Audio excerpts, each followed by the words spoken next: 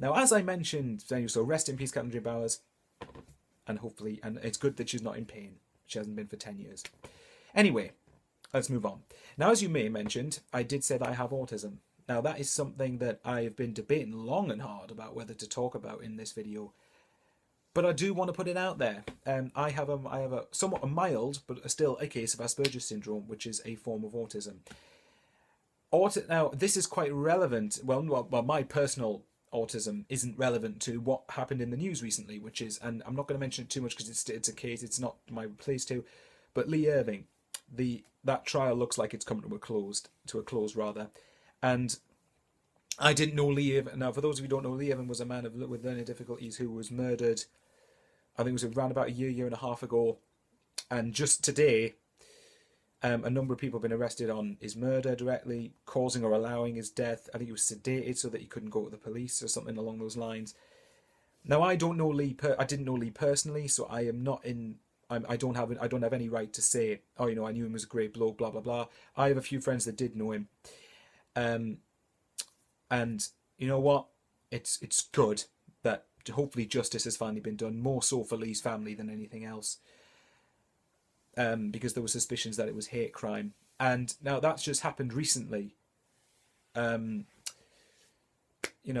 happened this week, and I think it's relevant to an extent because I think autism awareness, especially, is going to be going on the rise. I think more people are starting to be aware now of how autism affects people. Now, I'm not going to mention too much about this voluntary rule, but I do work with someone who has got autism for the Northeast Autism Society, which, from what I've been to a couple of events that they've done. And I'll shout out to them. They are fantastic. But in fact, I work with someone who has got autism. It's client confidentiality and all that. You know what I mean by that. And it's great because this is something I've actually wanted to do because I think I mentioned in a New Year's vlog. Just to adjust myself a little bit. I mentioned in a New Year's vlog that I think it's obviously back at the start of the year, which was like 11 months ago. Jesus, that's time's gone by quickly, hasn't it?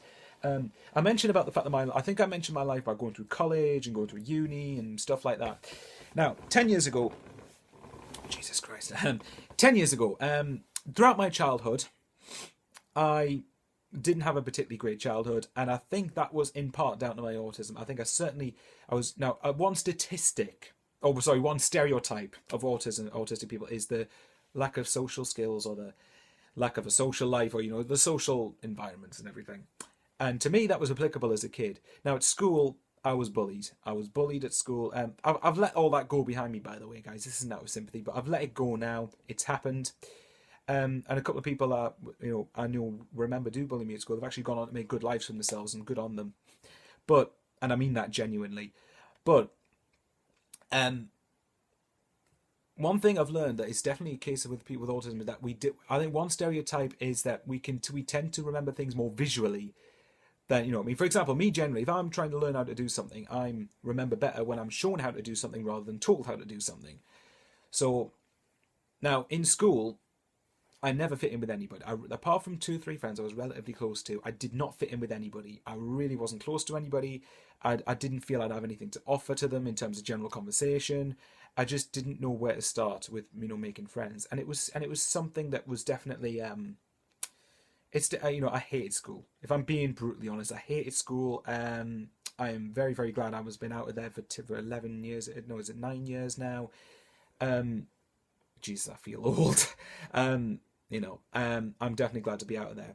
But one of the things that helped get me through school was Harry Potter, strangely enough. Now, I've got all the films, I've got all the books, I've got all the audio cassette books by Stephen Fry, not the Jim Dale versions, the Stephen Fry, the proper ones.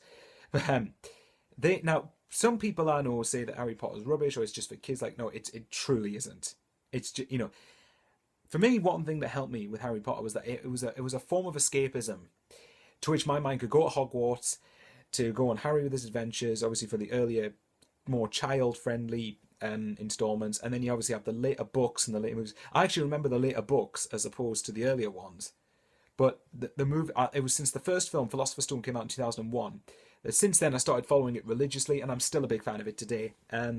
More because of the escapism it provided me, and that got me through school a lot, actually, strangely enough.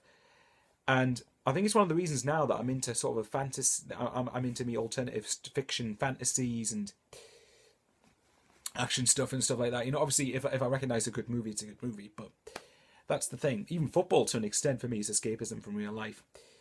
But I have autism, and it definitely, I've noticed in ways it definitely affects me in some situations. I don't have it anywhere near as I don't have it anywhere near as obvious as other people do. But I want to make this video. I want to make this point. So when I was in college once, actually, and to an extent, I did a film studies A level. Over the course of 2 years, I completed it. I did a number of A levels. I spent most of my life in education until the last year or so. One of my classmates, well, more of an acquaintance. I haven't seen him since, but I won't mention him. But he said literally, and this was round the corner. We were sitting at the desks in a break in the lesson, and he was like on the right side of me. I was at a corner on the desk next to a window. He said, and I quote, "I don't know any autistic people," and that was in full view, fully out loud. I could hear him. Now that made me think. I haven't made it blatantly obvious that I've got autism, and I think that if people who now know me personally well enough know I do have it, but it's less obvious to those who don't know me. Now,